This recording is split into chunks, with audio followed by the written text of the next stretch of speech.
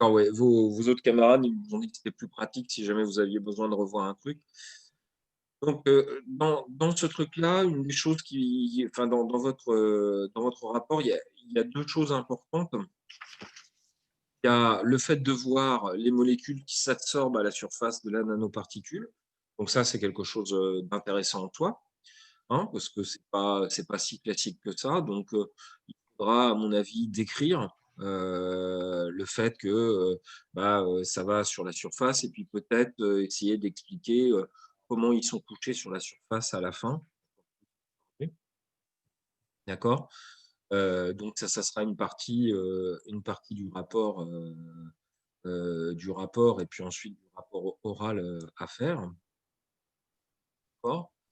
On pourra vous avez une date au fait pour, le rapport et puis, la date de l'oral? Non, pas du tout. OK. Bon, bah, je suis dans le même cas que vous. Il y a quelque chose d'intéressant aussi, c'est qu'il y a ça se voit pas bien parce qu'en fait, si ça bouge un peu des fois derrière, c'est qu'il y a une boîte périodique et de temps en temps, il sort de la boîte pour rentrer à un autre endroit. Mais, on va dire que celui-là est assez intéressant, celui que je montre avec la flèche, parce que, tout simplement, il s'est dimérisé, le phosphate. Tu sais, c'est des composés de membrane, hein, Mmh. donc en fait, c'est assez logique, que par interaction de London qu'ils se mettent ensemble, c'est assez logique et donc ils se sont dimérisés et puis, mais bon, à la fin, ils vont finir par aller lui aussi sur la surface. Déjà la surface, vous en avez, 1, 2, 3, 1, 2, 3, ouais, qui sont déj 3 ou 4, je vois pas bien. Déjà à la surface. Ça prend un petit peu de temps, hein, de chargement, un petit peu de temps de chargement. Donc en fait, dans la description, de ce qui est fait, ce qui est important de voir, enfin, ce qui sera intéressant de faire pour vous, c'est des captures d'écran. En fait, soit vous faites des captures d'écran, soit je vous montre comment sauvegarder une image, en beau et cetera, mais à la limite, une seule capture d'écran est pas mal. Ce qui est intéressant, alors parce que, en visualisant comme ça, c'est que c'est plutôt la partie NH3+ de cette molécule, en fait, qui va s'interagir à la surface en premier. Vous voyez ce que je veux dire? Oui. Là, vous pouvez regarder un petit peu, il faut passer un petit peu de temps, je vais vous montrer après quand ça sera chargé, pour, regarder ce qui se passe, mais c'est plutôt la partie NH3+ en fait, qui va s'interagir avec la surface et qui petit à petit, le reste s'écrase sur la nanoparticule. Vous voyez, il y en avait une qui avait commencé à s'absorber, puis qui finalement s'est barrée. Alors si on veut charger plus vite, en fait, on enlève carrément l'affichage. Vous voyez, vous allez voir, je délite l'affichage et les frames vont se charger beaucoup plus vite parce que, bah, forcément, il n'a pas à les afficher.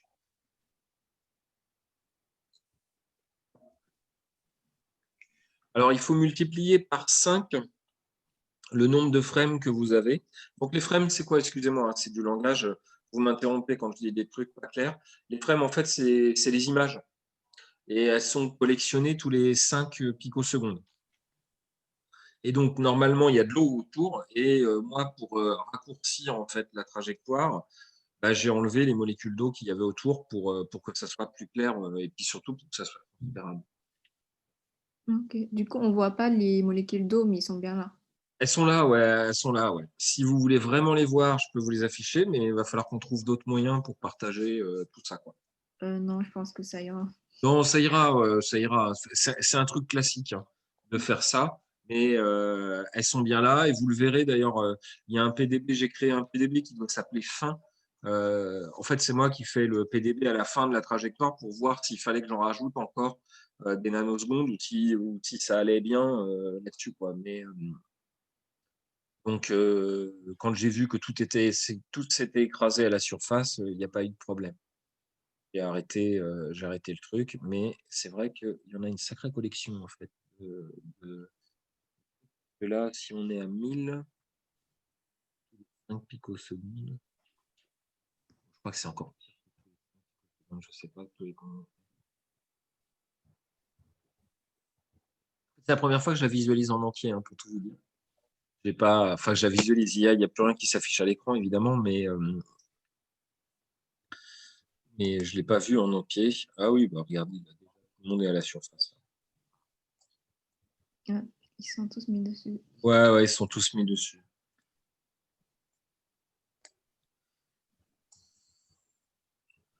Ça a plutôt bien marché. Après, donc, je vais vous montrer, il y a un outil pour essayer de prédire un spectre infrarouge. Dans un premier temps, j'ai dû vous en parler en disant que l'infrarouge, c'est pas forcément une méthode qui est très très précise à déterminer, etc. Et puis bah, finalement, il y a un outil directement dans VMD. Et à la limite, même si c'est peut-être pas la meilleure méthode pour faire, autant utiliser directement ça. Parce que finalement, j'ai l'impression que enfin, c'est la première fois que je l'utilisais, hein, pour tout vous avouer, mais j'ai l'impression que les résultats sont pas si nuls que ça. Mais, mais vous allez voir, c'est pas sur cette trajectoire-là qu'on va être obligé de le faire. Prendre une trajectoire pour analyser des mouvements. Si vous prenez une trajectoire qui analyse des mouvements tous les 5 picosecondes, bah, il lui manque, il peut pas analyser les vibrations en fait. Parce que, évidemment, en 5 picosecondes, à savoir la vibration, le plus petit mouvement, c'est 1 femtoseconde. Donc, si vous lui demandez, si moi je lui demandais d'afficher, de faire une d'afficher tous les femtosecondes, bah, forcément, ma taille qui est de 32 gigas, il faudrait l'augmenter par un facteur 5000. Donc, non, non, non. Puis même, ça bousille les disques durs de faire ça. Donc, j'ai attendu que j'ai attendu que tous les trucs soient à la surface. Et j'ai ensuite lancé une plus petite trajectoire pour faire un calcul d'infrarouge. On en reparle après. Et c'est vrai que là, ça commence. Donc, on a dépassé les 50 nanosecondes.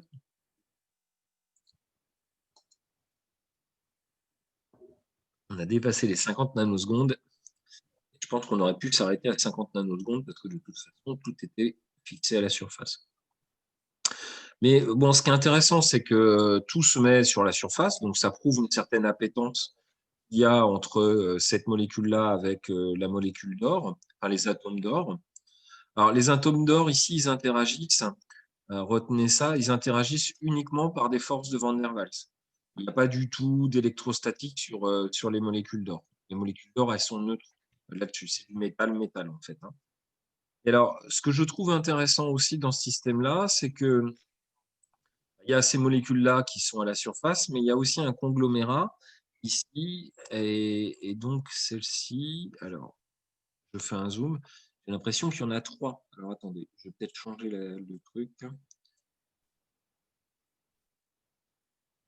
Resnem AUM, en fait, AUM, c'est tous les atomes, enfin tous les résidus d'or métallique.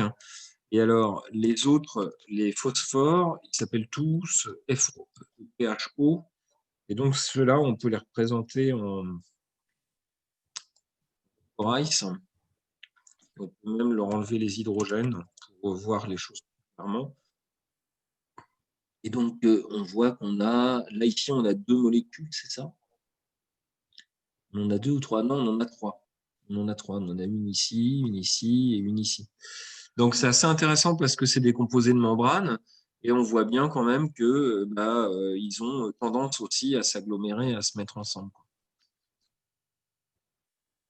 En plus, ils se sont mis sur une espèce de coin ici. C'est assez intéressant aussi. Et vous voyez, ils maximisent les contacts en faisant un maximum de contacts avec la surface. À part celui-ci, qui est celui-ci, je ne sais pas pourquoi. Ah bon, là, il évolue de façon un petit peu plus flexible là-dessus. Okay. Mais bon, ah bah voilà, c'est la fin. Voilà. Waouh. Là, je crois que c'est mon ordi qui freeze. Ouais. On va l'attendre un tout petit peu pour pas lui faire peur. Aïe, aïe, aïe, aïe, aïe.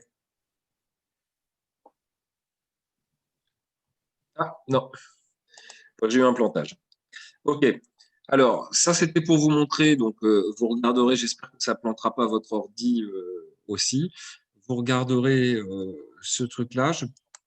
Je voulais vous montrer autre chose. Je voulais vous montrer autre chose. Alors, ah ouais, non, mais je sais, c'est parce que j'ai un autre VMD qui est ouvert derrière. Bref, je vous montre autre chose. Je vous montre l'autre partie, en fait. Dans votre répertoire, vous avez un truc qui s'appelle ensuite analyse IR. D'accord? Donc, c'est l'analyse de l'infrarouge. Alors, c'est le même truc, hein, donc c'est une autre trajectoire. Donc, je vous ouvre ça. Là, pareil. Off, off. Donc, je vous ouvre ça. Pour hier, c'est la deuxième trajectoire que vous avez fait une fois que tous Ouais, les une fois que le truc est sont, complètement à la surface, vous allez voir, ça va être plus clair parce que ça va être beaucoup plus lent. Alors ici, donc j'ai ouvert directement le PRM Top, donc je me mets dans le PRM Top ici et je charge la trajectoire. Et donc la trajectoire s'appelle dryir.crd. Ça va remarcher. Voilà. Alors vous voyez là, du coup ça bouge beaucoup moins, tout simplement parce que l'écart entre chaque image, elle est de 1 femtoseconde. Vous voyez ce que je veux dire? Si vous regardez bien, là, en fait, donc l'écart est beaucoup plus fin. Et cette fois-ci, je n'ai pas contraint dans la première partie. En fait, pour aller encore plus vite, on prend des pas de 2 femtosecondes et on contraint les atomes d'hydrogène. Là, ici, je n'ai pas du tout contraint les atomes d'hydrogène. Alors, je vais reprendre une représentation avec de Resname AUM. Hop, c'est juste l'or. On va la mettre en jaune d'ailleurs.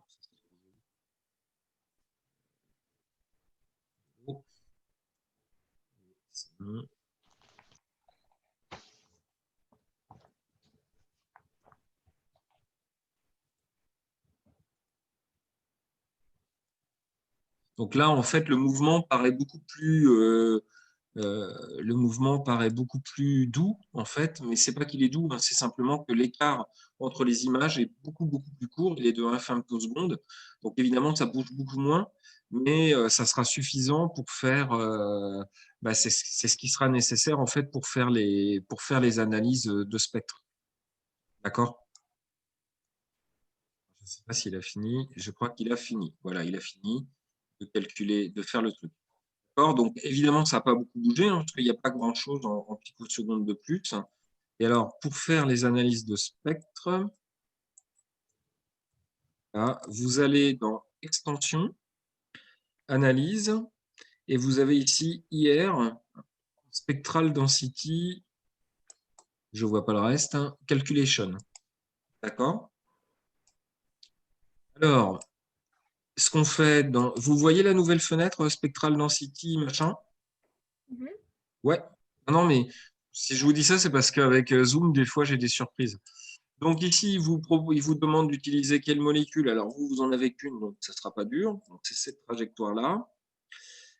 Au niveau des sélections, donc ici, vous allez prendre toutes les images de ce truc-là, parce que l'équilibration est faite, etc. Donc il n'y a pas de problème. D'accord. Le temps qu'il y a entre chaque frame, donc c'est bien 0,01 picoseconde. Le maximum de fréquence, ici, on met 2000, mais bon, en centimètres moins 1, mais bon, on verra, il faudrait mieux mettre 1800, mais bon, peu importe.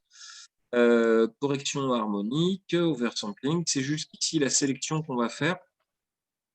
Alors, ce que je vais faire ici, juste pour voir, je vais prendre, on peut prendre résidu par résidu, ils ont des numéros, mais si je fais resname faux, en fait, je vais prendre tous les phosphates du système. Donc, ça va être un infrarouge moyen de tous les phosphates du système. OK. Voilà. Bon, alors pourquoi? Qu'est-ce qui ne va pas? C'est ça qu'il n'a pas pris. Voilà, c'est bon, je ne sais pas ce que j'avais oublié de faire. Donc, en fait, vous avez ce spectre-là. Et donc, je peux le sauvegarder. Et je crois que je les ai déjà sauvegardés. Voilà, Global 6 phosphate, ça s'appelle la pluviométhode. On ne voit pas le spectre, monsieur. Ah, bah voilà, c'est con. C'était celui-là qu'il fallait voir. Hop. En fait, l'écran est coupé bizarrement. Ouais, mais en fait, VMD, il est un peu pénible pour ça. Vous le voyez là, le spectre. Oui, là, je suis Ouais. Voilà. Et bon, à la limite, hein, le spectre, vous allez pouvoir, donc je l'ai sauvegardé en faisant file. Donc, il faut le sauvegarder en ASCII.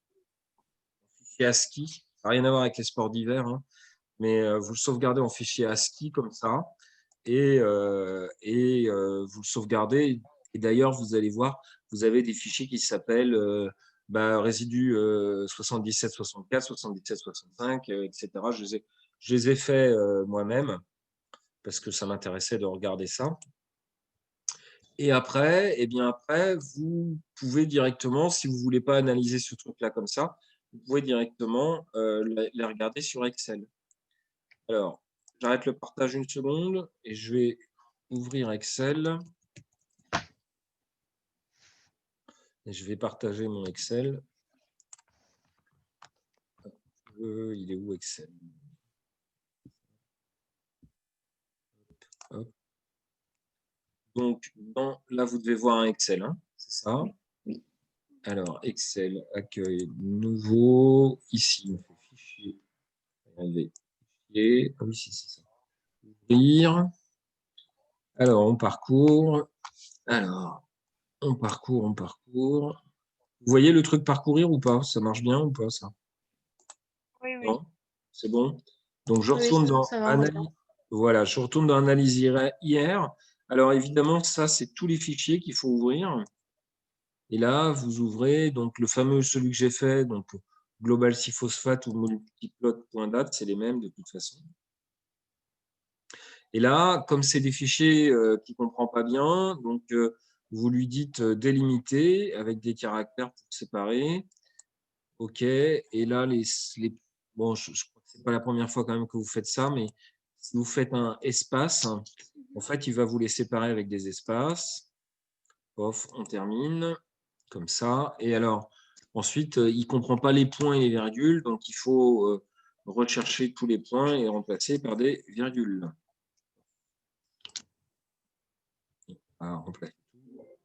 Voilà, il a fait 240 remplacements. Et donc après en fait, vous allez afficher, vous récupérez le truc et vous allez afficher le spectre comme ça, en faisant l'insertion graphique. Nuage de points lissé, c'est plutôt pas mal. Là, on ne voit plus rien. Ah, vous voyez rien là? Non, en fait, on voit juste le classeur, mais il est vide.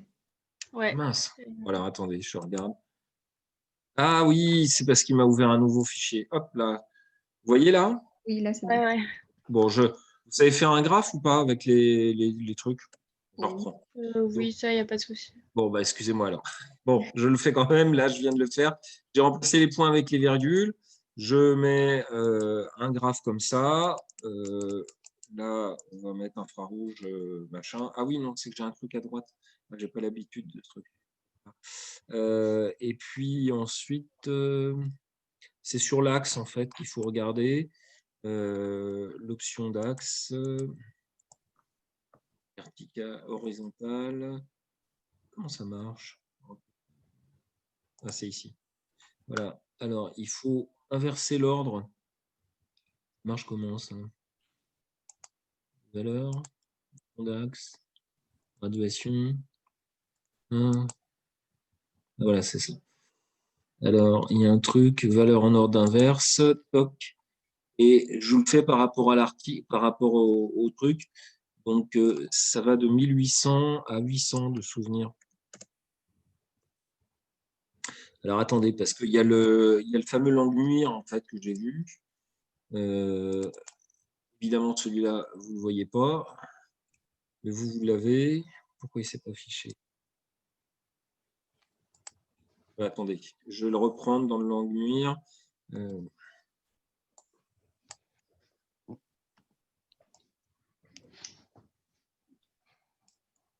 Off.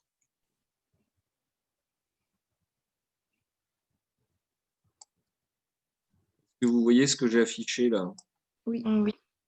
Pourquoi ça marche? Pourquoi il ne veut pas le déplacer? Ah.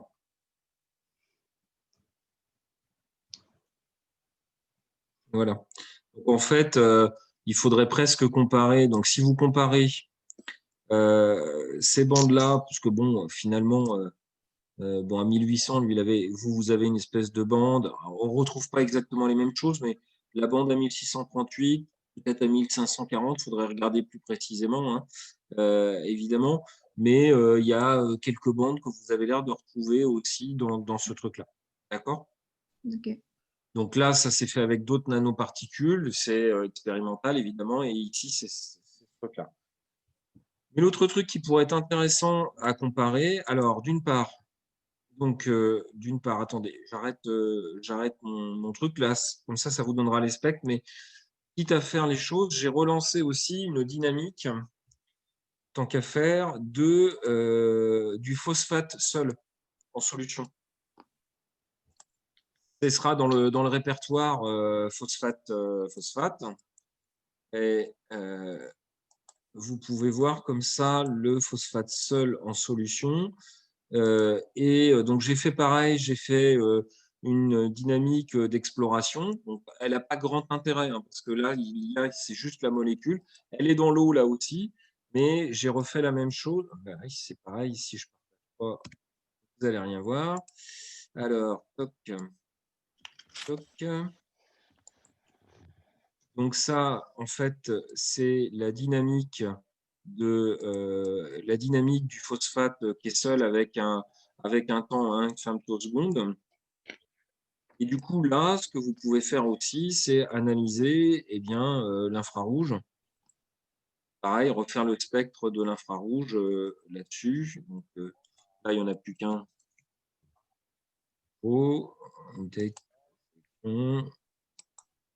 Voilà. Et bien sûr, vous le voyez, le spectre ou pas là? Encore une fois, non. Hein. Non. Non. Il est coupé.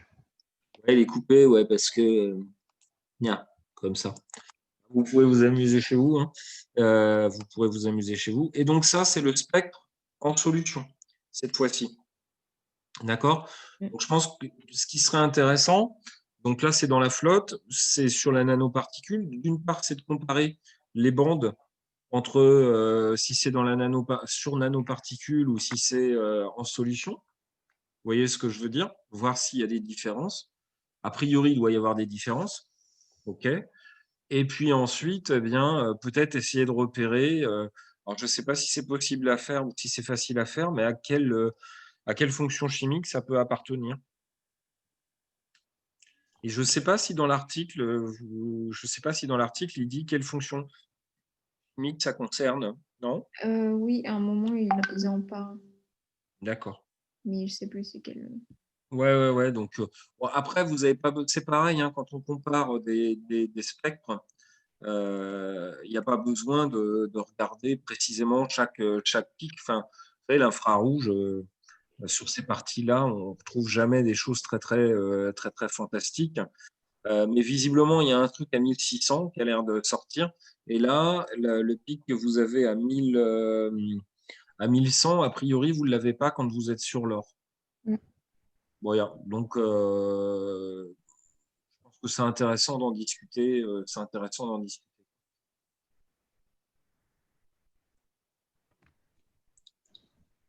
Et je vais reprendre, parce que alors là, ça y est, j'en ai 4 des VMD d'hiver, donc je vais en fermer quelques-uns.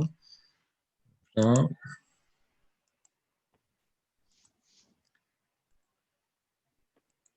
C'est comme ça qu'on plante le truc.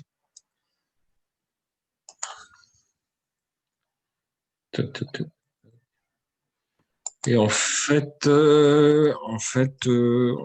c'est tout. Alors, dans le rapport, moi, ce que je vous conseille d'expliquer. Bon, d'abord, au niveau de la construction, donc vous expliquez que vous avez construit des trucs sur Avogadro, que la nanoparticule, voilà, vous dites que le prof en avait une déjà, et donc on a fait la nanoparticule d'or parce qu'elle était déjà paramétrée. Vous dites ensuite que vous avez fait une dynamique moléculaire dans l'eau à 300 Kelvin pendant à peu près 70 nanosecondes. Voilà.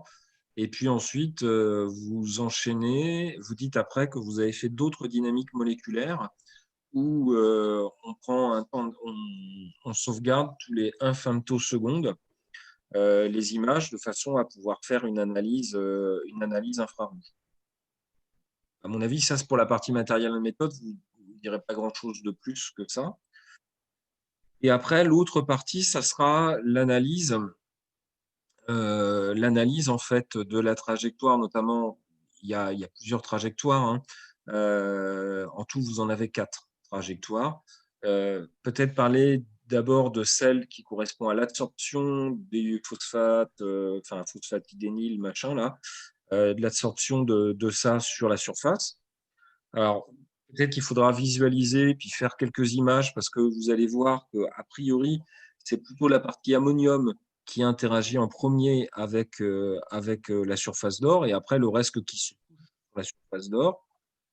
Dire aussi que parmi les 6, vous en avez 3, grosso modo, qui se mettent ensemble pour former un premier cluster avant de s'absorber sur la surface. Enfin, il faudra re-regarder ça pour vérifier un petit peu comment ça se passe. Ça, c'est pas long, hein, c'est juste d'écrire, hein, dire bah voilà, voilà comment ça se fait. Et puis ensuite, donc ça, c'est sur la trajectoire dry machin. Là, je peux essayer de la recharger, hein. C'est sur cette trajectoire-là. Et puis dire là-dessus que bien, enfin d'écrire un petit peu. Et si vous avez besoin de dire à telle période, en fait, je vais le reprendre. En fait, quand on voit les choses. En bas, vous avez le petit film et donc vous avez les frames, enfin, ce qu'on appelle les frames qui s'affichent.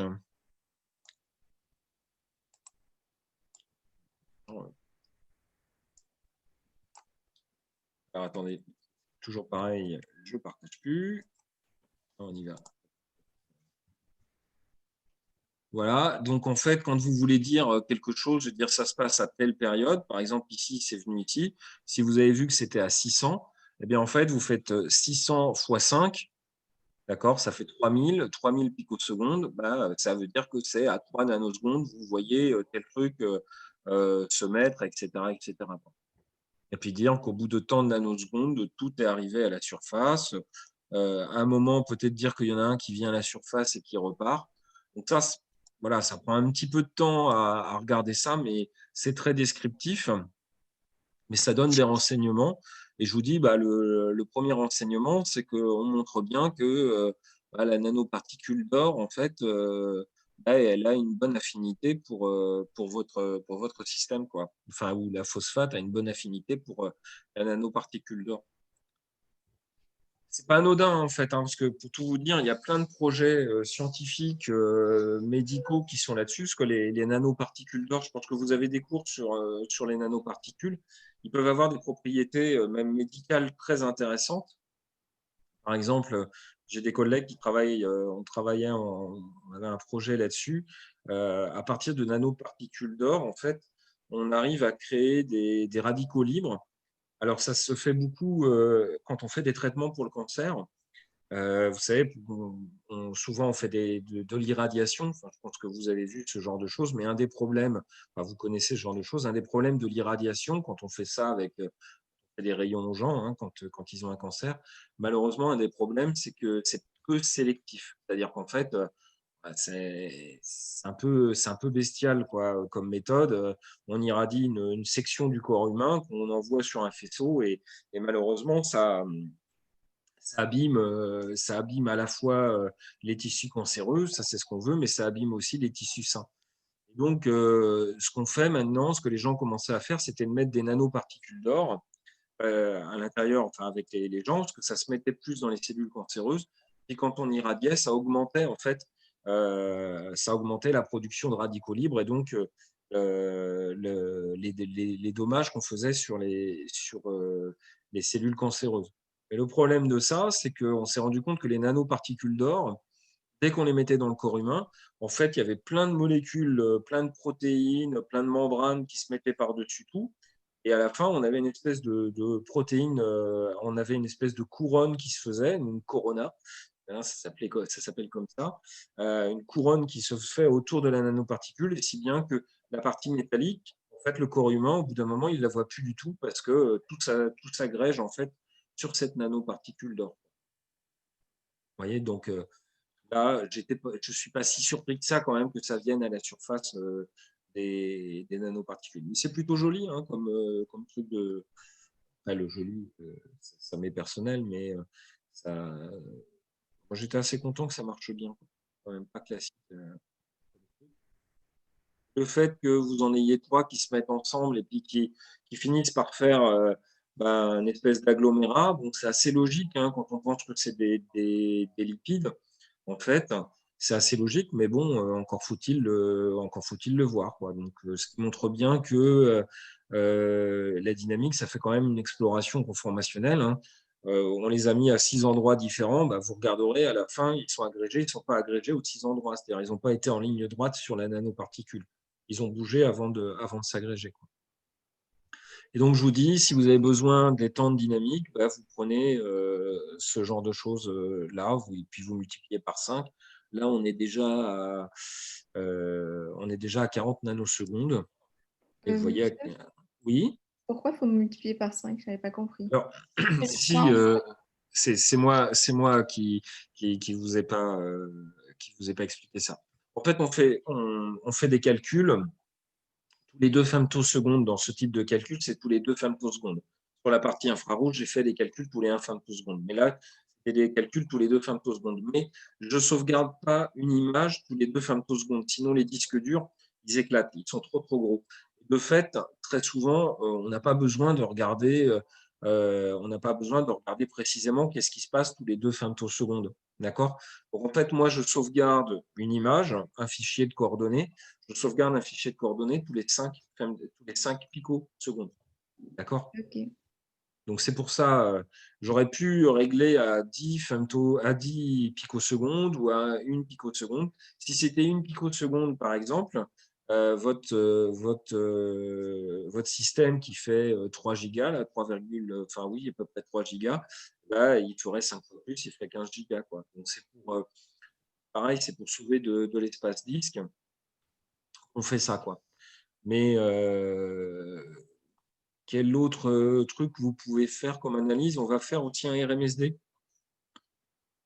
On va faire un RMSD. Ce que vous allez voir, on va faire un RMSD juste des molécules faux. Enfin, en fait, les nanoparticules, elles viennent. La nanoparticule, elle bouge pas, hein, la nanoparticule. Elle vibrote un peu. Excusez-moi ces termes, hein, mais elle vibre un peu à la surface. Mais sinon, elle ne bouge pas. Là, je l'ai représenté en point parce que ça va plus vite pour le chargement. Mais donc après, quand ça sera fini, je vous montre comment on fait un RMSD. Et puis c'est pareil, moi, ce que je vous propose là, c'est vous regardez ça, parce que là, j'ai un autre rendez-vous qui est à 15 heures. Mais bon, vous regardez ça à tête reposée et vous n'hésitez pas à revenir me voir pour si jamais vous avez d'autres questions. Oh merde! Bon, par exemple, si ça plante chez vous, là, ça a replanté hein, chez moi. Je ne sais pas si vous avez vu. Hop là. Je suis en ligne là, oui. Oui. Ouais, je suis désolé, hein, mais ça a replanté chez moi. Je ne sais pas ce qui se passe. Au pire, c'est pareil. Hein, si ça plante chez vous, c'est peut-être qu'il y a un problème sur la trajectoire. Il faut peut-être que je la refasse. Je verrai à ce moment-là, quoi. Vous me dites s'il y a un problème là-dessus, quoi, parce que ça fait 2 fois que ça plante. Alors c'est peut-être mon ordi. Mais bon, je vais voir après s'il y a un problème. D'accord? D'accord. Donc, vous n'hésitez pas. Je vous dis s'il y a besoin, si vous avez besoin d'autres choses, d'autres analyses, d'autres éclaircissements, vous n'hésitez pas à revenir vers moi parce que c'est toujours compliqué à gérer les Advanced Computational Projects. Je ne sais pas si vous avez des communications avec vos copains, mais je pense que c'est un peu pareil pour tout le monde en fait, hein, parce que tout le monde est plus ou moins en ligne. Il y a juste celui qui est enfin ceux qui sont avec François Morel qui ont pu aller au labo pour faire quelques calculs. Mais autrement, tout le monde est un petit peu en galère. Et puis, si ce soir, on apprend qu'on est plus déconfiné que possible, à ce moment-là, on verra. Peut-être qu'on pourra se revoir si jamais il y a besoin, quoi. Mais a priori, là, vous avez pas mal de choses pour faire comment ça s'appelle, les analyses. Je vous dis, pour le rapport et la rédaction, je peux vous aider peut-être à répondre à certaines questions là-dessus. N'hésitez surtout pas, en fait, à faire des captures d'écran, notamment pour montrer l'absorption des trucs à la surface, de faire une image où vous voyez les trucs qui sont pas à la surface, et puis petit à petit refaire un petit peu le petit film comme ça en plusieurs images, où vous voyez tout qui va s'afficher à la surface, quoi. D'accord. D'accord. Vous avez des questions?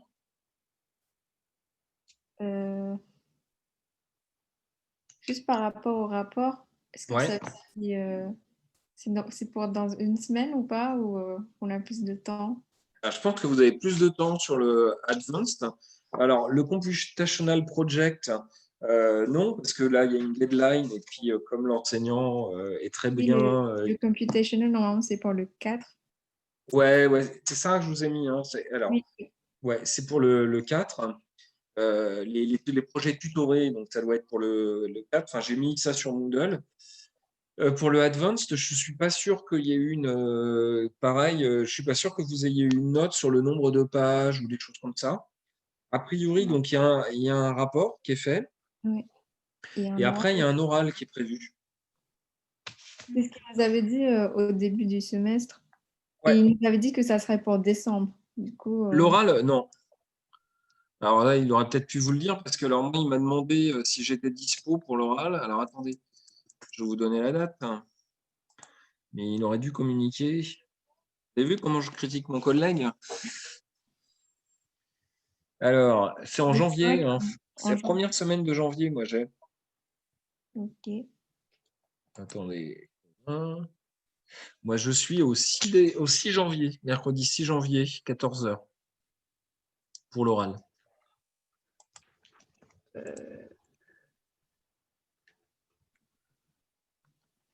Mais pour le rapport, il vous a Bah, c'est donné. avant, ouais, il faut le lire quand même. Mm. Ça sera avant. Ça, c'est sûr que ça sera avant le 6 janvier. Si vous espériez mars, non. Si l'oral est au 6 janvier, ça sera avant. Mais je pense qu'il faut. Ouais, écoutez, je mets un message.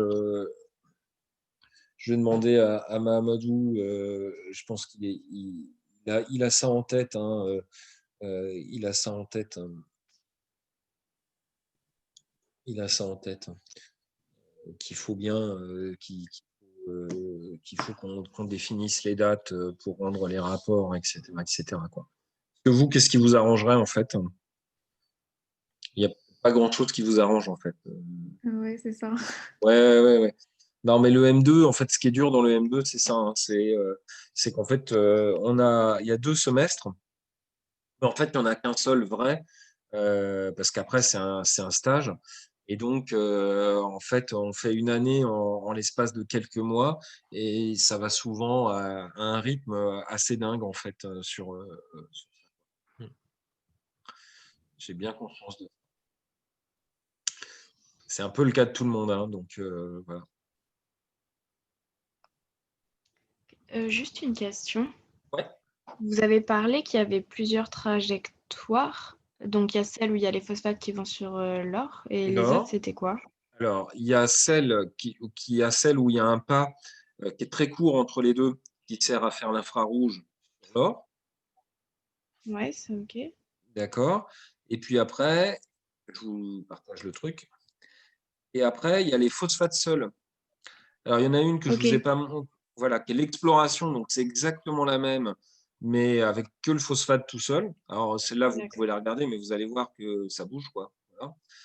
Et ensuite, il y a la même chose, mais cette fois-ci juste pour l'infrarouge, avec une collection, c'est-à-dire dans l'autre, entre chaque image, vous avez 5 picosecondes, alors que l'autre, vous avez une femtoseconde entre chaque image. D'accord.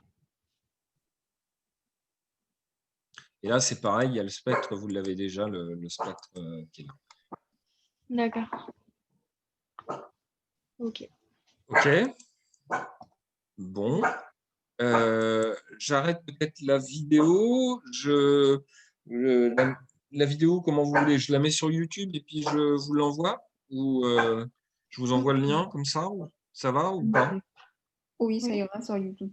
Ouais, ça ira. Je vous assure, ça fait un petit moment que je mets les vidéos sur YouTube. Elles ne sont pas vues du tout, hein. Il y a, à part les gens qui ont le lien, mais je vous assure que personne ne les verra parce que, voilà.